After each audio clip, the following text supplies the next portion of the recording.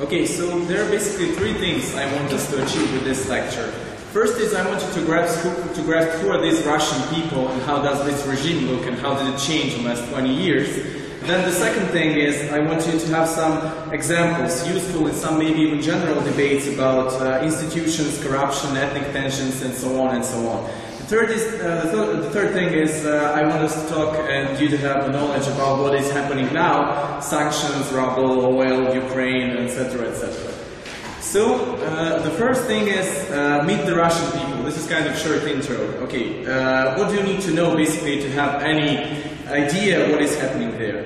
80% of people are in favor of free healthcare and schooling. So it is extremely leftist country, still is. So, but 60% of people feel that media should be free. So they strongly feel that media should be free. They know about the propaganda, etc., etc. So there is that knowledge in Russian society about what is happening, and there are certain things they do aspire to. So, but more than 50% of people hate free market capitalism. Then most of the people are in favor of equality, gender equality this is, but also they don't support gay rights. 85% of people don't acknowledge and don't think that that your homosexual orientation is something you're born with, but it's they think that it's something you can cure or something like that. So this is highly problematic, for example. Also, more than 70% of people feel that there should be some respect for religion and especially for moral values that religion brings to you. And extremely important is also that the most of people, more than 70%, also feel like Western society didn't accept them and doesn't respect them anymore. So that is why you have this, why Putin is, why his propaganda is structured like it is, and we will talk about that later. Now I want to go to shortish timeline about what actually happened in the last 20 years or from collapse of Soviet Union and how did we get here to 2014. So basically, before the Soviet Union collapsed, there was this last try of the coup from high Communist Party functionaries and from KGB and ministers of police and minister of defense and so on to topple the Gorbachev, because basically they were against the perestroika, against the glasnost, against the democratic values that were propagated. So why is this important? This is important because basically from that point till 1999, FSB or or what is known as former KGB, the special purpose, how do you call it? They lost all role in the politics, or major role in the politics, until the Putin came to power in 1999. And in case of the army, which also was in this coup, we don't know if they have restored their power or ability to somehow to be a present actor in the Russian politics, basically. So until what happened now in Ukraine, basically army wasn't a relevant actor in Russian politics. That is what I'm trying to say here. So when the Soviet Union fell, the people were celebrating, they were for such ideas as single Europe from Lisbon to Vladivostok, or they wanted to enter, for example, European Union, until the 2001 actually on state TV and in the media you have such ideas like, can Russia enter the NATO or can Russia enter the EU? So this is what actually changed in this 20 years. So now back to what happened next. So then we had the first war in Chechnya, 1994 till 1996. Basically, in the same time, well, if we take different point of views on this, basically people who were fighting in that war were called freedom fighters in Western media and in global media, and they were financed by Saudi Arabia and were financed by other Arabic states, and they were claiming that they want to actually have an Islamic state, the Emir of Caucasus, and so on and so on. So basically, something akin to what we're having now in ISIS in Syria, we can claim that. But the thing is that actually during that, which was really the war that was shown in the media. You had bodies, you had all the mothers giving their opinions of how the Russian state is, I don't know, can't even solve this problem with Chechens. All their sons and daughters are dying, and so on and so on. Also, before that war, more than 20% of people in Chechnya were actually Russians. And so some form of ethnic cleansing happened there actually, because now it's close to zero. Also that happened in a lot of other former Soviet Union states, which is something people don't talk so often about. So what happened, why did it end in 1996? Basically it ended because there were elections. So ratings of Boris Yeltsin were so low, near 5–4%, his approval rating was ever small. During that time also there was a shock therapy, well, with the privatization, with people needing, basically almost starving and so on and so on. So he was highly despised by people. What was the problem? The problem was actually that the most popular politic, or the one who will came to power if we have a fair election, is a communist guy. So basically, that's what happened in 1996. The election was some kind of stolen or driven away. So this is an important moment in new Russian history, actually. So in 4 months, Yeltsin goes from 5% approval to winning an election. Despite the war, despite the economic situation which was gross and so on and so on. This is actually where the term, which I will explain later, the term oligarchs occurred. Basically one of the 6 original oligarchs where we have this term was Berezovsky, who claimed later that he bought a presidency for Yeltsin in just $500 million, with which he bought 2 television stations and spent everything else on marketing and so on and so on. So he was claiming that for $500 million he got the biggest asset in the world, or the biggest country in the world.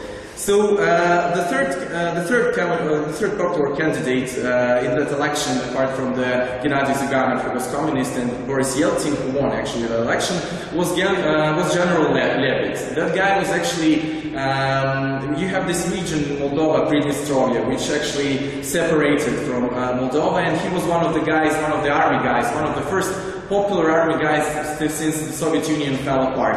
What happened to him is actually, basically for some unknown reason, he told that he don't want to be in the second circle of election, and he wants all the people who voted for him to vote for Yeltsin.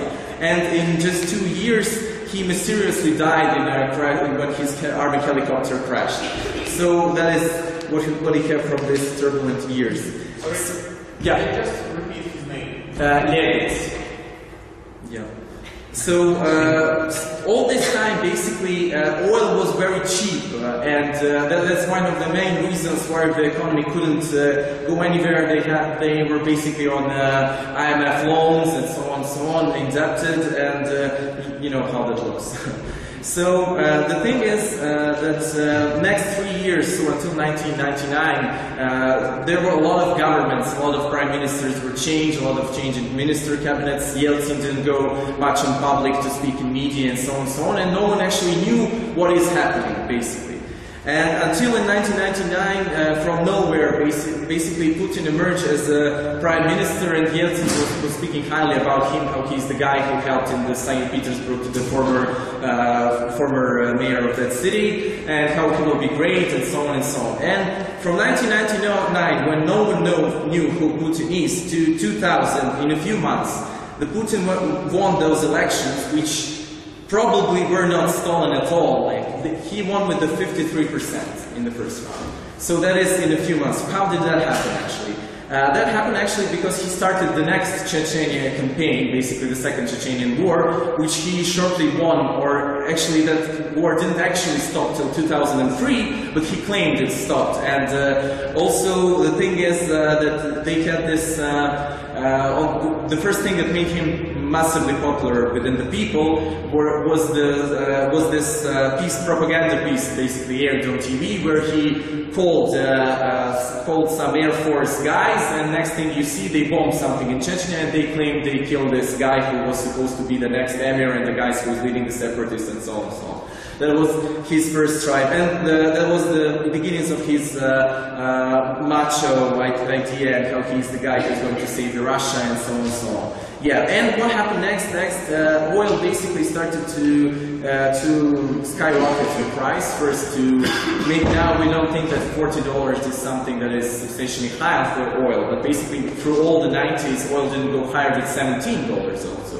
And for poor Yeltsin, I will add that in 1998, when the economy did start to improve from radical liberal reforms and so on, actually then the world crisis hit him, which happened in 1998 when the Asian stock market crashed and so on and so on. So basically, he had extremely bad external factors that influenced his economic policy and so on.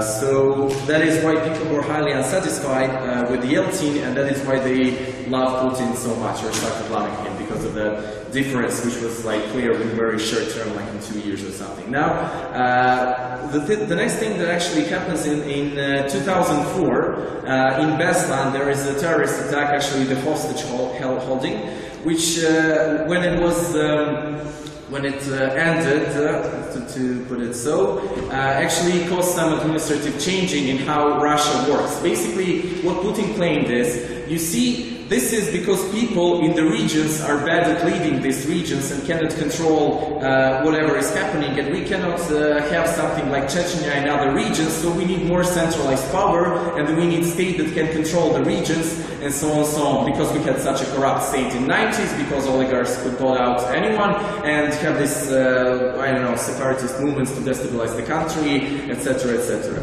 So what actually happened here is that instead of anyone can participate election in the regions of Russia, only people who are pre-approved by the government can participate in those elections. So basically you have like 4 candidates, one of which is from the ruling party, 3 of which are not, but basically they're going to let the guy from the ruling party to win. And that is one of the massive problems which occurred in 2004. So a little bit before that, in 2003, what actually happened was the imprisonment of Khodorkovsky, who was one of the 6 original oligarchs, and that basically meant that, you see, what was the problem with the Khodorkovsky? He was buying out politicians and basically parts of political parties inside the parliament, and also he openly claimed that he has an ambition to someday maybe be president or something.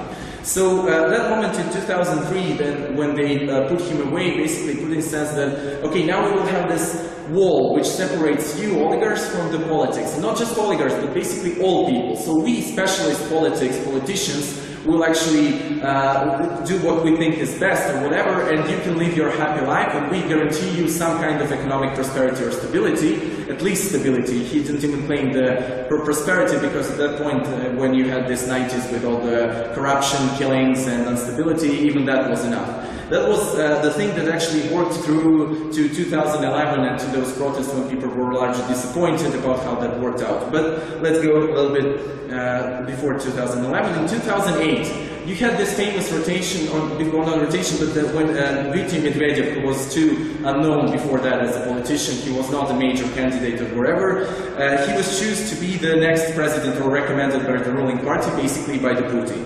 So the thing, what Medvedev said, he wants to do the modernization of the economy, the diversification. He said that, you see, we know that we are too dependent on oil and gas and exports and so on.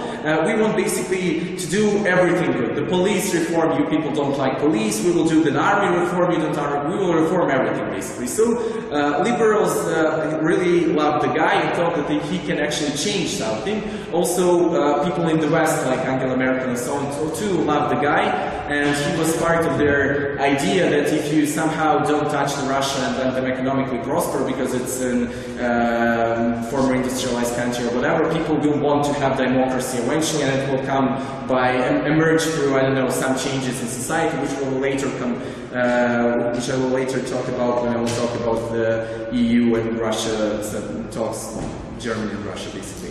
Now, so what actually happened? Nothing happened with Medvedev. He just talked about that for 4 years, and not a single reform. For example, they had police reform, in which militia was renamed to police. or policia, nothing else changed, basically. But they did have an army reform, which actually, to some percent professionalized the army. They did, but that's basically, we're going to cover that later in actors when speaking about army.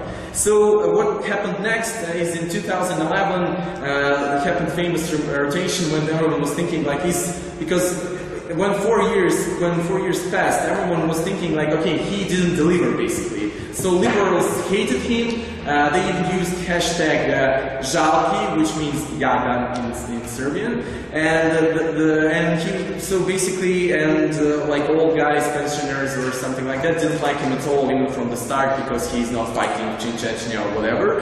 And then he announces that, you know what, I think that Putin should be the president again, because I think he's more competent and I need to do some reforms through the government, which I as a prime minister would be more suited to do, instead of being president again. For example, do something to the judicial reform and so on and so on. Okay, and then basically we had these elections for parliament, which were massively stolen, like 20% of the votes were stolen or something.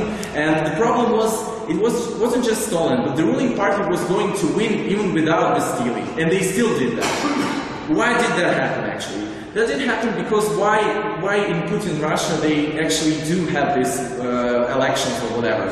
Basically, when you have elections in some regions, these guys who were before that appointed by the ruling party, they need to have some percent of people voting for the ruling party. So, for example, if you do less than 40% in, let's say, Krasnoyarsk or whatever, you are not good enough, the party will change you and give another guy. So basically, in order for that not to happen, they steal the elections. For example, approval ratings of the ruling party in Georgia, or in Chechnya, is close to 99.9%, which isn't realistic like at all. So that's the thing with the elections. So those elections were stolen, and people basically, some kind of the middle class that actually formed in Moscow, were against that because they felt that this is somehow, okay, you gave us those years when we are not basically interested in politics, and you granted some kind of economic stability, and that actually worked out. But now we think that at least you don't steal at those elections. So that is the basic premise they wanted. They wanted fair elections, nothing more at that point. But the problem was basically a lot of those protests gathered a lot of people. So it probably scared a little bit Putin or whoever was advising him. So after this 2011 protests, actually happened a few new things like new laws, like extremely stupid laws which none of Russians like. For example, law about that if you are a foreign citizen you cannot adopt Russian kids, law which is banning the propaganda of homosexuality. Please explain someone how that works. No one can explain that, of course.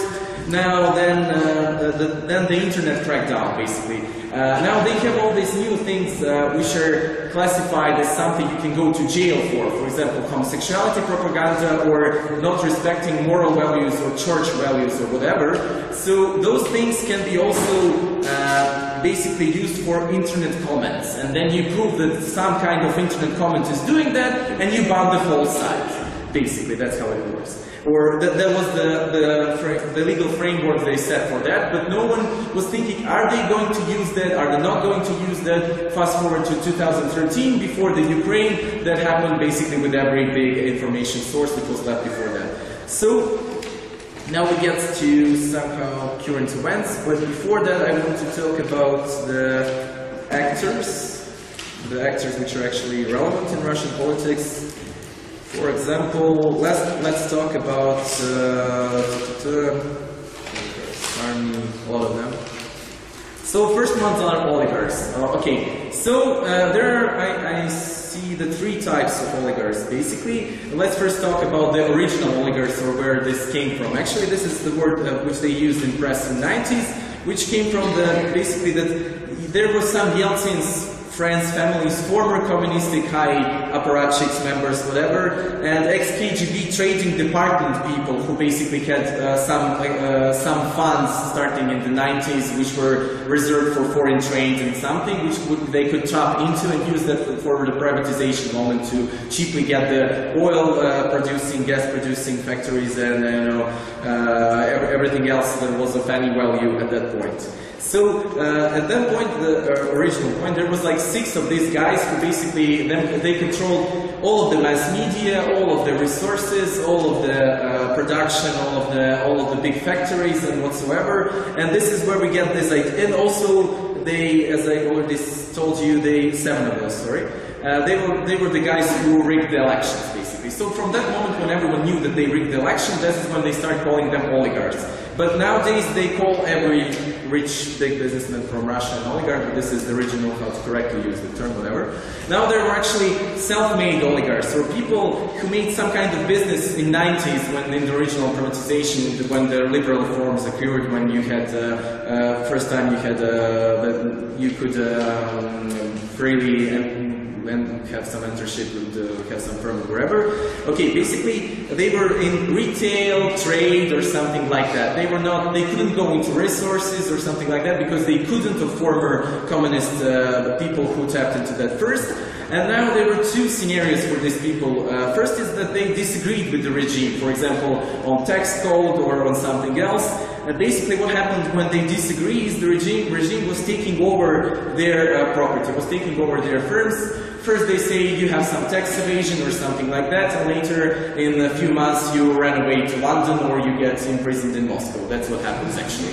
So there was a second group who did agree because they were basically, okay, maybe at some point there will be liberalization or whatsoever, but for now we should stick with this. These are the rule of the games. Maybe it will change, maybe it will not. I'm just concerned about business. Putin maybe has some great plan or whatever. Basically what we see now with the recent developments from 2013 is 14, these guys also get fucked over basically, because when you get sanctions, like the third type of oligarchs which I'm going to talk next, are the guys who need new assets, who need to repay their debts to some foreign banks, for example, and because they're close friends of Putin or of the regime or something like that. Basically, those guys who were before that were not tackled by FSB or FSO or other organizations which are basically connected to the government.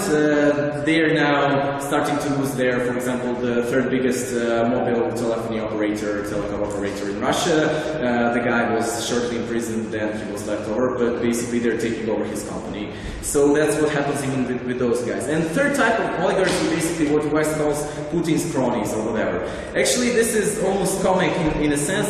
These guys are his childhood friends, sports sparring partners, guys who had like dacha, which is some kind of summer house near his place in St. Petersburg. So basically his closest friends who he trusts and so on. They're all now billionaires because of government projects, some tenders because of Olympics, building some pipelines which you do not actually need to build, some failed infrastructure projects, and some exclusive rights. For example, there is a trading firm which trades between Gazprom and the EU and takes like cut of 10% for no reason whatsoever. So those are his close friends. The third type of oligarchs. But basically what we can conclude about the oligarchs is that all of them in Russia basically lack some freedom of actions, political actions, because in any moment their business could be taken over, and if they bring their capital outside to London, basically they cannot anymore influence on the Russian politics. So the real state is that all the people who try to somehow influence the politics basically are either left Russia or are in prison. So the only guys who are left are people for some reason yet not taken over by the government structures, and the guys who are to some degree friends of Putin or of closest people in the government, and who basically, you can even claim, are just holding the money of the political elite. So that is not even their money, because For example, day after tomorrow, someone could write a new law or just take this guy to the prison also. So no one actually in Russia has the capital with which you can influence the political process. This is the real status quo, but you also can in any way claim debate that's not so, if you want to. That's how we debate. Okay. Next, okay, that's the oligarchs. Next, that's still the keyword I used a few times. Basically, high-ranking people from army, from some police generals, the FSB, former KGB, FSO, those are people like secret service, basically in America, and so on. Okay, then the third group basically are liberals. So there are two types of liberals. There are liberals who are close to the government, or close at least to the government, or sometimes even ministers of economy, for example, and so on. But this is of those times before 2011. That doesn't happen anymore. And there are some liberals who are part of the opposition. The problem with the liberals is that realistically, because of these things I talked in the what are political views of the Russian people, basically this group can go even through 8% of the vote of the people. So they can't even go to 10%. So basically, when you talk like, okay, the Putin regime falls, the next guys who are going to be, if we have democratic elections, are going to be liberals. Not really going to happen, basically, if you just leave it like it is now and have the open elections. Now, those people who are more popular with people, middlemen, for example, nationalists. Like nationalists, this is a little bit problematic, because before this business in Ukraine, they were criminally prosecuted. For example, if we have here in Serbia like this, obras or whatever, who are sometimes not prosecuted, in Russia they were always prosecuted, always jailed and everything, because in the point of time when Putin came to power, he thought that he needs to, ethnic tensions, he needs to get rid of that, and he saw the nationalism as the problem which he needs to basically somehow get rid of. So, that is what was in the past. What is now actually that because of the Kremlin war propaganda concerning the Ukraine, and because they are not anymore prosecuting nationalist media, which are now basically one of the big medias who are not being prosecuted on the internet, not prosecuted closed because of financial reasons or whatever. We'll talk about that in the propaganda part. They are gaining some ground. And the second thing why they're gaining some ground, because they're not reporting on ethnic tensions, but they can be clearly felt if you are living in Russia, in any part of the Russia, basically. The thing is, in Russian court, your chances of getting into jail are something around 96–99%. So only people who get to go to trial and not go into the jail are people who are from police or somewhere accused of corruption, plus ethnic minorities who have their diasporas backing them, who can gain some big amounts of money given to the judge, whatever. So that basically pisses off every Russian ever. And the problematic thing is that actually 83% of people living in Russia are Russians. And they are claiming that all the standard nationalist bullshit about the proportion of the wealth and is unequally distributed through society. We can see so many Jews, Azerbaijans, Armenians, or name whoever you want, who are so rich and who never go to jail, and there we Russians who can just hope for some work, for example, in a government institution or whatever. So this is actually a new issue, because this was not before Ukraine. They were jailed and their media sources were destroyed. Now we have leftists. You would think that basically you have the former Communist Party of Soviet Union, which is now Communist Party of Russia, who are actually pro-government and basically Putin's puppet party, as every other parliament party is. So they're not actually. They do have some kind, but it gets really funny. For example, the patriarch of the Russian church gives for 60-year anniversary of some communist leader, I don't know, a cross for him, because I don't know, bless you guy, whatever. So basically it makes no sense. All of that politics in their parliament makes no sense, but let's stick to this.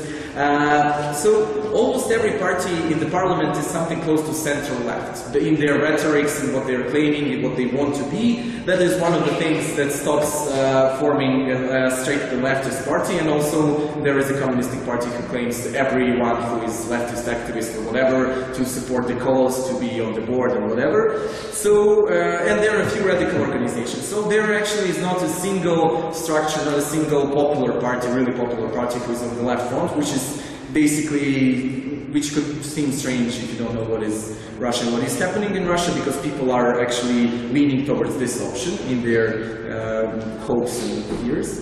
Okay, so, and despite massive public support, this is the least organized political idea, basically, the leftist idea.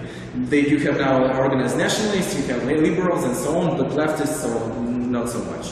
So parliament, okay, last elections were stolen and so on. Basically, even regular people point of view is that in the 90s, before Putin, the oligarchs bought out everyone in the parliament, which is not true, but is not that far from true to actually be completely idiotic in the eyes of the people. And now they see that, yes, it is stolen, but who cares if the Putin is the one who is actually doing everything, who is important and so on. So basically, parliament is not in some kind of important legislative body. And the last and the most important is the administration of the president. The administration of the president is the most important government organ in Russia. They consist of, for example, former politicians, media specialists, foreign policy advisors, or all kinds of think tanks and so on. When you need to quickly draw some law, they are actually writing it, and the people in the parliament just put their sides on it, like in one day or whatever. They actually created all of these laws, which seem a little bit too much or whatever. People who dealt with Ukraine politics before it escalated into war were sitting in the with the administration of the president. Basically, these are people who Putin trusts enough to advise him. And what is interesting with this body is actually that they overrule decisions of the government. Not formally, but for example, government wants to do some budget cuts on military spendings, because if they continue with such military spendings, for example, next year we can pay for our teachers and we think that's bad, whatever. But then the same evening someone from the administration of the president talks how important is it actually we have all these military spendings and whatever, and next day if that minister doesn't want to sign it, basically he goes away and someone who was his second guy is signing it and he's the new minister of whatever you want. So this is basically the only government organ which is actually suggesting something to the Putin, which has some actual input into the politics and tries to control everything. What it controls? It controls political parties in the parliament. Basically, they're making it up what is the differentiation between those parties and so on. They are handling the urgent crisis, for example, like what we will do if the recession hits, what we will do with the Ukraine, what to do here or there. Then the legislature we were talking about before. Then the important part is propaganda, media control, and so on. Basically, they write some kind of guidelines for the television and for government media, what you can actually show and what you can't actually show, which is basically how the media control works with the state televisions. They actually also control youth organizations, buying of opposition leaders and opinion makers. For example, you have some guy from the TV who is massively popular because, I don't know, he has some popular show or whatever, and now for Sunny he starts to voice his political opinions on the Twitter. Then someone from the administration of the president gives him some kind of very important consulting job which brings a lot of money or something else, and he forgets that he has a political opinion, basically. That's one of the ways how it works like. Also, they are the ones who are working with the financing the right-wing parties in Europe, which is an important thing that maybe we will use in debates, and who are cooking up the politics in the former USSR republics, trying to sway them other way, or for some army bases, for some trade contracts, or whatever. We will talk later about that. About army before this Ukraine crisis, or certainly before 2008, wasn't influential at all, basically.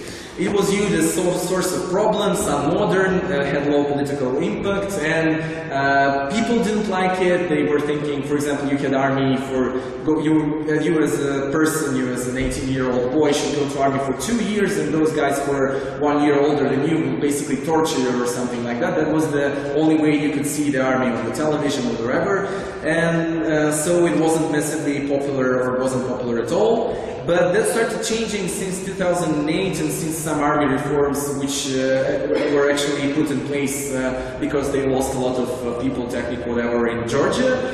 And they also employed some great spin doctors, larger salaries for people. For example, median salary for a guy in the army was like $600 in 2008, now it's more than $1,000.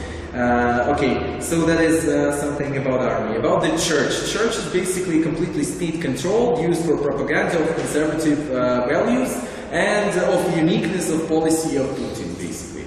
So the thing is actually, people think that like 50% of people, for example, try to be some kind of good Christians or respect the church or don't like Pussy Riot or something like that, but no one is really religious going to church or something like that. But actually church needs the support of the government, so together they are making some kind of ideology with this conservative values or alternative to the mad European society with all that gays or whatever. And that is what is happening. But basically the army and the church are some actors who can gain some more popularity and can gain some impact because of their role in Ukraine and in recent happenings, and because of the propaganda which is actually state controlled but helps those actors. So maybe we will hear more about them in recent times or whatever. Now, I think that's all for actors. Yeah. Now for Ukraine. So most of you at least know what is happening in Ukraine, war, Maidan, everything. So I will talk about why Russians did that, or why are they in some kind not crazy or whatever. What is their point of view? Why did they go there? So first thing is they're afraid of NATO being in Ukraine and NATO being right on the borders. Second thing is maybe Putin never actually had a deal with the West about the red line, that if NATO comes to Ukraine, then we can't actually have that. But people in Russia think that that's the red line, that this cannot happen. And I remember we talked about that the perception is that West somehow screwed them, doesn't respect them, and so on. So basically, Putin and his guys in the power see this as a massive problem for their popularity or for something, because, for example, maybe they can take like 10% cut from like their earnings or something, but if they lose that sense of, because they still think that the West doesn't respect them, hasn't accepted them, and so on, if they see that in their eyes the government completely lost it, or lost the Ukraine, where they think only Russians or whatever Ukraine is in point of view, or some people even in Russia like made up nation or whatever, they can't lose it. That's actually the problem that Putin thinks maybe is crucial to him, and that's maybe why he did invade there, among other reasons. So they don't want to lose the naval base there. They don't want to have the problem with the rocket defense. When basically, if you have NATO anti-rocket shield in Ukraine, you will have time of response to nuclear destruction of 3 minutes instead of 7 minutes as it was before, which is some might argue a great problem.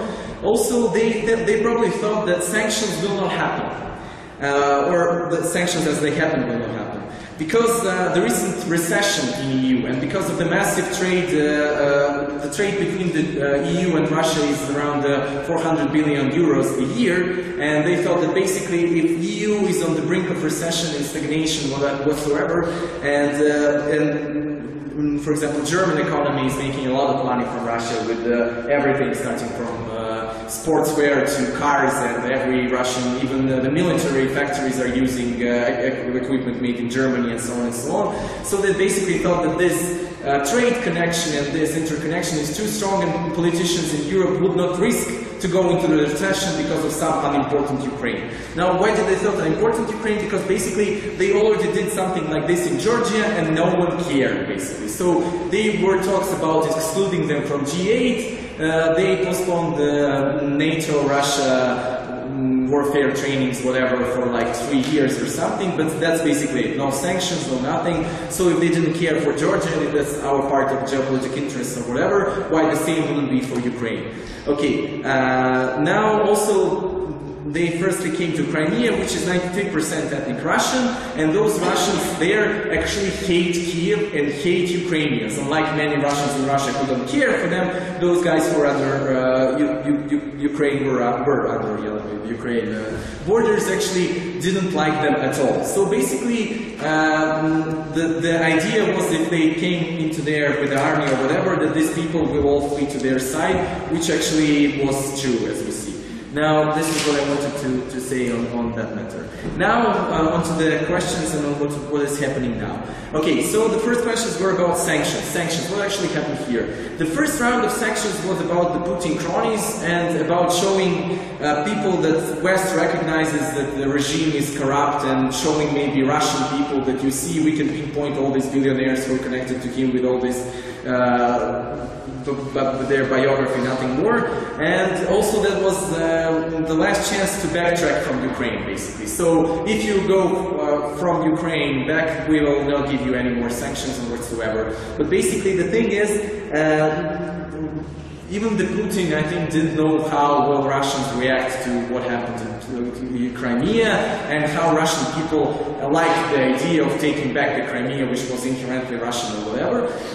So his approval rating skyrocketed for something near 40 to 83% actual approval ratings. So basically, if he would, after all the propaganda, after all the claims that Crimea is part of Russia and whatsoever, if he would go out of Crimea and limit back to Ukraine, that would mean the end of his regime. That's why basically I think that there is no way of de-escalation in future we can see, because moment when the West will backtrack the sanctions, I think for sure is when Russia goes out of Crimea, and Putin's regime cannot afford that actually. So that is a massive problem we are occurring there. The second round of sanctions targeted the state-owned banks and the state-owned companies which are somehow connected to Ukraine, or basically just punishing the economy in order to show Russia that Europe and the US are very serious about this matter, and so on. So why this second measure was actually very devastating to Russian economy? The thing is, even the largest state-owned companies who basically sell oil and sell gas, for example, like Rosneft or Gazprom or whatever, they take large loans to build those pipelines. For example, you have like $30 billion in loan for building a pipeline, or for discovering new places where you can drill oil and so on. So basically, you have some interest rates which are from 1.5% to 2.5%, which are okay, and those companies pay with no problem and so on. But now they're saying that actually you cannot take any more loans to refinance your old loans, and you still need to pay. But the thing is, if they go to, for example, why don't they go then to China or whatever other bank and take a loan there and repay it here? Because you go to the Chinese and Chinese say, okay, you need $30 billion, but that will be, for example, 9% a year. Which is a lot more, for example, when you have such large numbers, and which is not acceptable, and actually those companies who sell oil and gas cannot afford that. So, and all of the Russian business is basically taking loans from a few government-controlled banks. The private-controlled banks are smaller, there are less of them, and so on. And all of those government-controlled banks take loans from the bigger Western banks. So that is the circle which is highly problematic for Russian economy, for example. So, what happened with the food? So basically, idea maybe was that you take Putin's idea, you have the sanctions, you don't buy any agricultural goods or basically food from EU, and that will disproportionately harm them because farmers are on subsidies, they are loud and they will protest or whatever. And what actually happened in Russia is that almost all food went 30 to 50% more expensive, even before the inflation, before the ruble collapsed and all that. For example, the sanctions were imposed in like half of August, and this change occurred before the starting of the September, so in like two weeks basically. Now, what happens next is, why do you still have all this food, for example? Because now this food is imported to Belarus and to Kazakhstan, and they stamp this, for example, these medias are property of Belarus, and we're here, we don't have sea, for example, but we do have these columns and whatever. So, actually, or lobsters, or you name it. Yeah.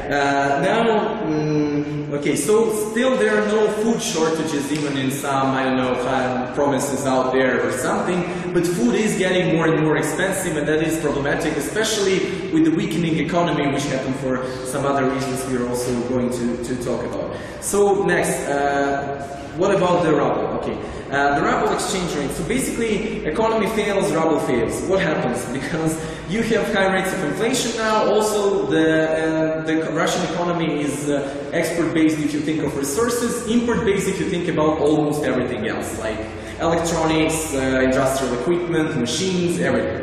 Now, actually, thing that not many people know is ruble started weakening before the crisis started in Ukraine, because of few things: the fall of industrial output, the economic stagnation. But why did this occur? It occurred because in December of the former year, or November, Russia entered the World Trade Organization, which basically destroyed 20% of their industrial output. So Putin claimed for 10 years, even more, for 15 years, all the time he was in power, that he wants to enter the World Trade Organization, free liberal market, whatever, blah, blah, blah. Everyone of economists in Russia and so on were basically praying to God this will never happen because it will destroy any kind of industry they actually have left, and because it's more inefficient and everything else, which I will talk about the problems of the economy, actual long-term problems. Okay, so this started before the Olympics, wasn't noticed because of Olympics and shortly Crimea and Ukraine. But actually, probably Russia was going to slide into recession even without the Ukraine. So here you go. If you're Putin and you are thinking, like, for example, it's not like I'll enter the Ukraine, this will cause economic downfall and recession. You're actually already seeing that this is starting to happen, and everyone is saying, actually, maybe we're a little bit late with that part when we need to diversify our economy, so maybe we're fucked already. So, next, the sanctions. Of course, the sanctions, because of the bad things I was talking about before, kicked down the ruble greatly. And the thing is, the stock markets and exchange markets, they are not even thinking, like 50% of it is like actual state of the being, and the 50% is what will happen next. Basically, no one sees how the situation with the sanctions, which is killing the Russian economy, will de-escalate. So that is why ruble is so quick in its deterioration of its value and whatever, because no one sees how this can end, actually, in some recent times and whatever. This is why this is happening so fast, this is why we have such a massive problem with it, and this is why actually it cannot be solved with even the massive reserves which Russian economy have, like in American USA bonds, or in foreign, like in US dollars or in euros or wherever, which is like close to $200 billion. So basically you can say, why don't you use reserves from the stabilization fund to stabilize the ruble? You can't stabilize it if everyone thinks that basically the ruble is dead, or no one knows when this economic crisis will end, or it's connected to this political issue which no one knows how it will resolve. Okay, so that is ruble. Yeah, so there is also the threat of complete isolation of Russia from this. For example, there was a threat that they will disconnect them from the SWIFT, which is a Belgian mechanism of trading between big European and some US banks. Basically, if they disconnect your big banks from that, you are financially dead as an institution. So this did actually come from West as a threat of some next sanctions or something, which will basically kill the trading economy, the normal economy, which is happening now with some problems, but still is. So that is actually to what financial markets react and why ruble falling down. Okay, and finally, oil starts to fall down. Now, basically, we need to talk about the oil and gas now, and oil and gas is selling natural resources is 90% of budget of Russia every year. It used to be less than that in the 90s, it used to be around 60 when prices started climbing for oil, but now it's close to 90. So it actually got worse and worse in time, it didn't improve. despite Russian government always saying how we need to diversify the economy and so on and so on. It actually never happened, and the situation is even worse than it was, like, for example, 10 years ago. Now, the price of the energies, oil and gas, are, because the 90% of the budget is basically from selling those resources, are connected and correlated and whatnot. And so there is a great problem for Russia for the failing of oil prices. There was one fall during the last recession in 2008, and basically oil went from $180 to $40, and Russian regime still survived those 2 years. How did they survive them? Basically, they had the stabilization fund around $300 billion, $100 billion of which they spent then to stabilize the ruble, to stabilize the markets, to buy out some banks, and so on and so on. And also the thing is that, for example, then in budget financing of government firms and, for example, teachers, doctors, army men, policemen, all of them used to have a little bit less of salaries in 2008 than now, actually. So, for example, you needed to your budget, it was $180 in 2008, and the price with which budget was okay and not leaking was around $80. So $100 on each sold barrel would go into that stabilization fund, actually, and not be spent. And now they're stabilizing budget on $115 or $105, and you actually they need like $60 more on barrel just not to cut the budget next year, which will happen actually, because there is basically no way not to do it. Until now, they use the inflation and the deterioration of ruble, because the ruble was in budget to stabilize it and not to cut something, but basically in January late or starting of the February they will start to cut the budget, because they can't do nothing with such prices of oil. Okay, so what happened actually? The recent fall of price of oil, and how did that happen actually?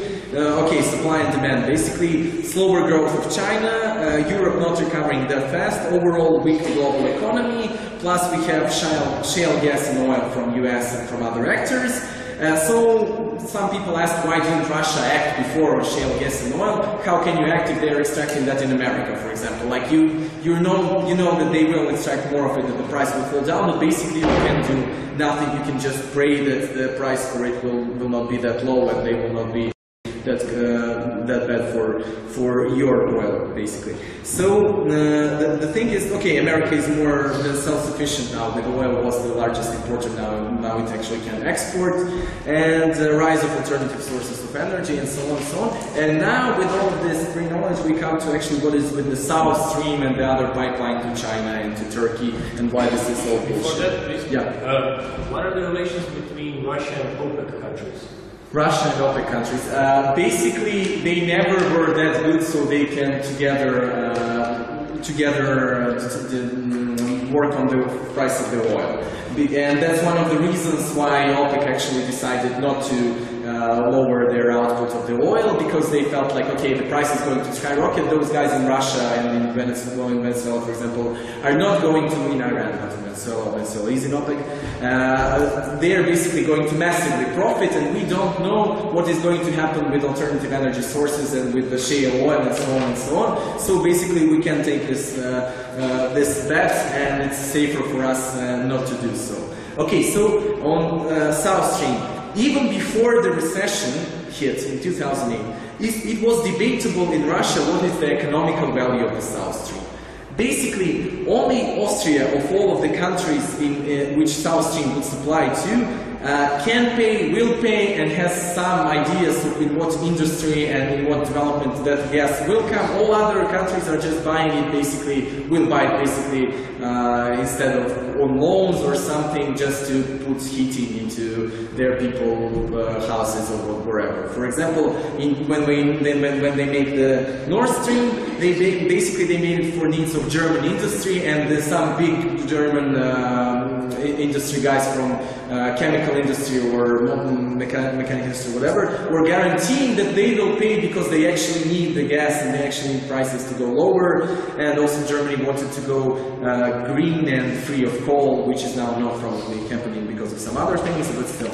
So that is the thing with the South Stream actually is that even all these years before, it was highly debatable, will it actually someday happen? So this thing that they actually announced it won't happen wasn't a surprise to anyone in Russia, and everyone in the government wanted it not to happen for all these years because they thought that it will not be profitable for like 50 years or not at all, because no one knows what will happen next.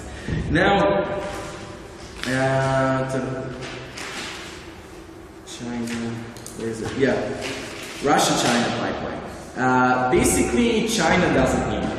So, China buys oil from Angola, Saudi Arabia, Russia, Iran, Oman, Iraq, Venezuela, Kazakhstan, everyone who produces oil. The idea of China is that they need to, of their energetic safety, is that we need to buy not more than, for example, like 10% of oil from one guy, so we are always safe if something happens in that country, or if they impose sanctions, or I don't know, whatever happens, we are always safe because we're not buying 50% of it from one supplier. So they don't want actually to be dependent on big amounts of Russian gas or oil, and that is why they cannot sell big amounts and it cannot be profitable. And that is why all this thing. Also, what happened there is China actually has better negotiation position, actually, and in terms of gas, it buys 50% of gas from Turkmenistan. Now, I wouldn't claim that they own the government of Turkmenistan, but they basically pay everyone there for the last 15 years, which is as close to that as it gets.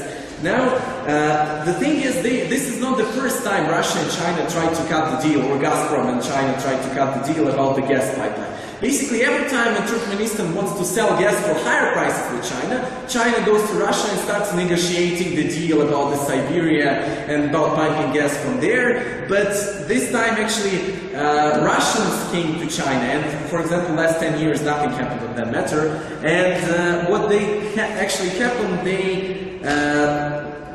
the Russian gas is more costly than Turkmeni gas because you need to take it from Siberia, then you need to transport it through all that frozen land and whatever. Basically, the cost of extraction is greater than the Russian gas. That is also why this will never happen. Okay, so Chinese basically said now that, okay, you Russians want to build the pipeline for 50 billion euro. Okay, you build it. We won't pay nothing. If you want to build it, build it. Okay, we will maybe buy something when you make it, and that's it. And that's not how you make pipelines. Basically, it's almost 50-50 or 70-30, always some kind of spending for both sides to show that you're long-term interested in that.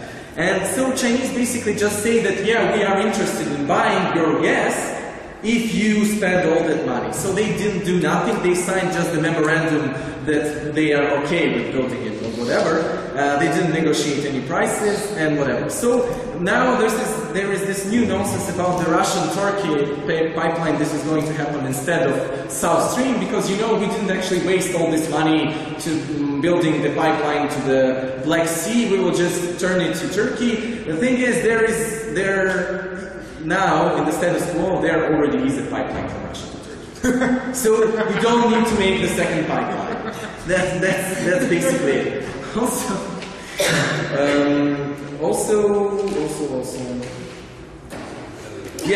that pipeline will now from there go to Greece or whatever, or to some EU countries. That's where Turks are claiming, but again, Russia doesn't have any solid idea who will pay for it, who will buy gas, no long-term deals will be cut and so on. So highly unlikely anything of this, almost impossible, will actually happen if something dramatically doesn't change.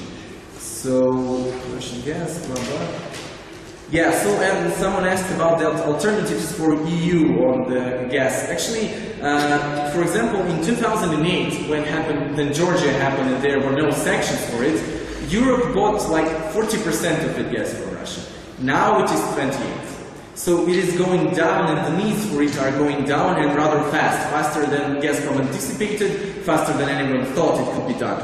Now, basically in 2008, already Qatar started building some plans basically to transport gas to tankers and those tankers to Northern Europe and to Europe generally, and invested in building in Rotterdam and some other place, basically the place where you connect the tanker to the pipeline, and that's the way you can sell the gas from Qatar, for example, in Europe.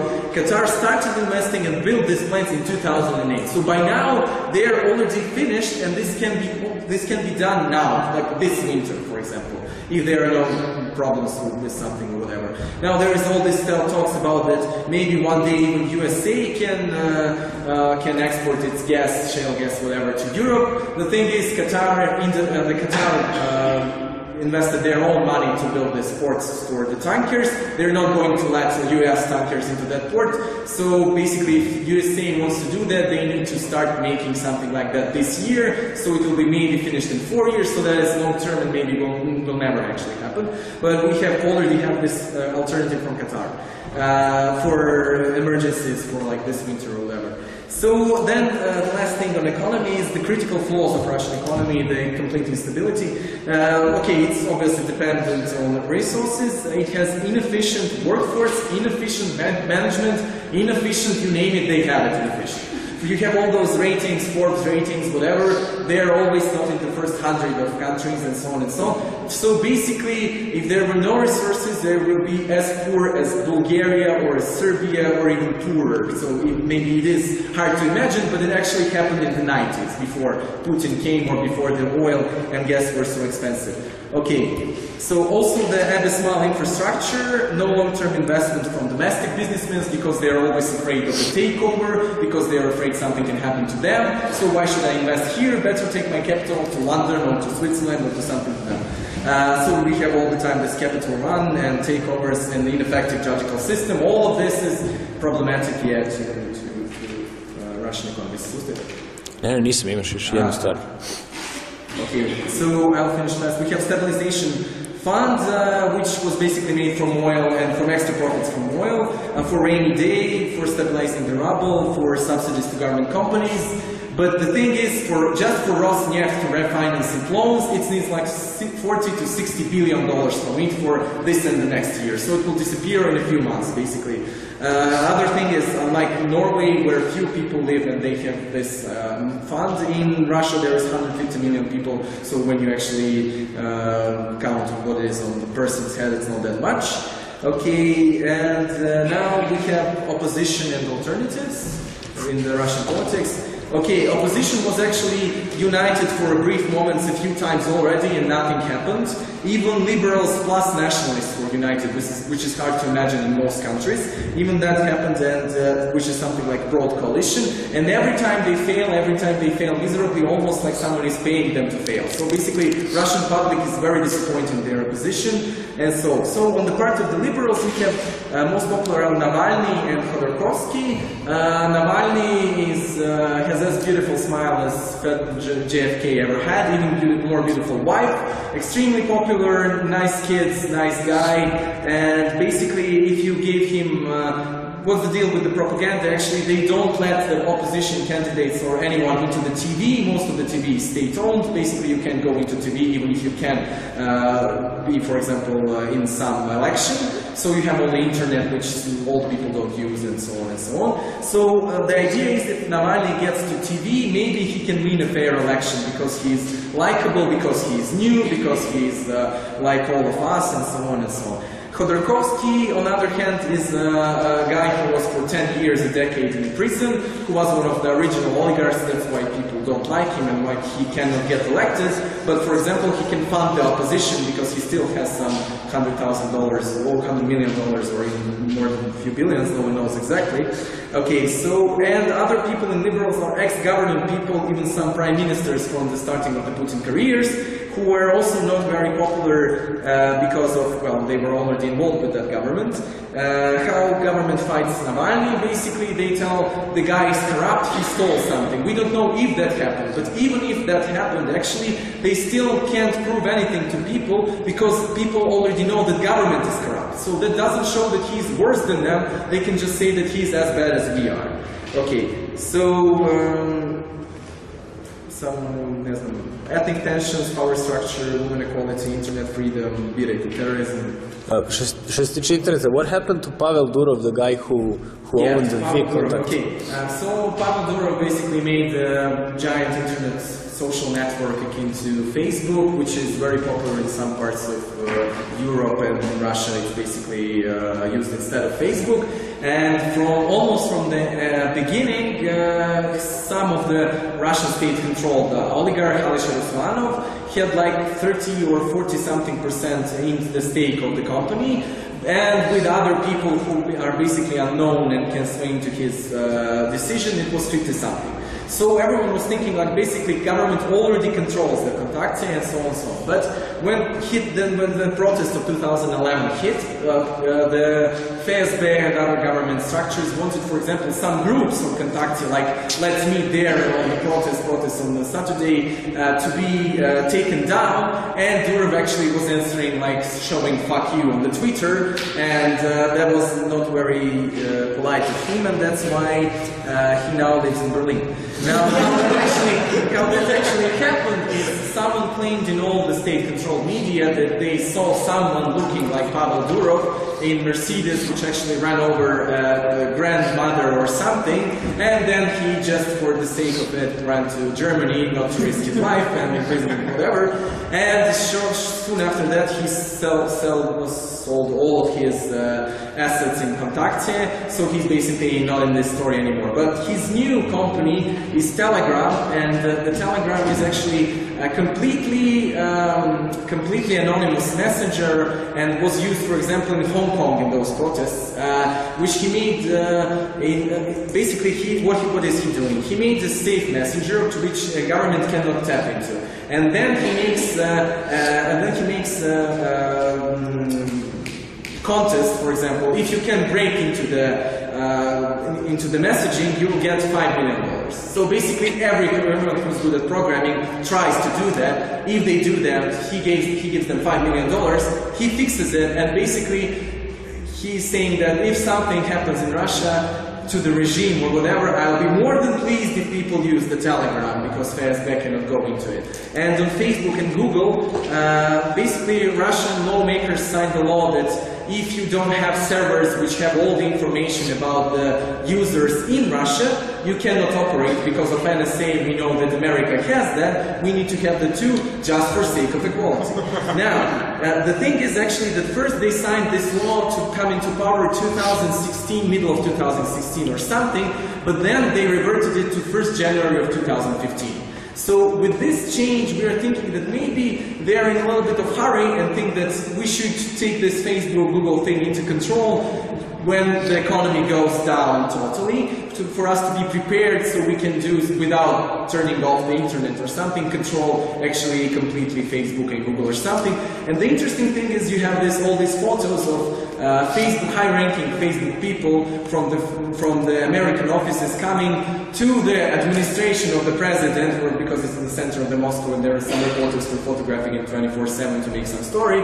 They're actually in the Moscow basically all the time, so something is happening. Basically, there is a chance that from the 1st of January, the Facebook or Google will be somehow either working with the government Russian or not working anymore there at all. So some kind of strict censorship. Okay, and on the internet censorship, on the internet censorship, before 2011, the Putin basically did not censorship the internet at all. They made some state resources there, but for example, there was site Lenta.ru, which was like in 20 most visited sites in Europe, which had 4 million unique hits daily, which was the fairly objective news site without any political agenda. That's how you make media, but it was destroyed in March of this year when Crimea happened and when Ukraine happened. So basically, with Ukraine happening, they started shutting down the online media because of the massive propaganda war. That's basically it.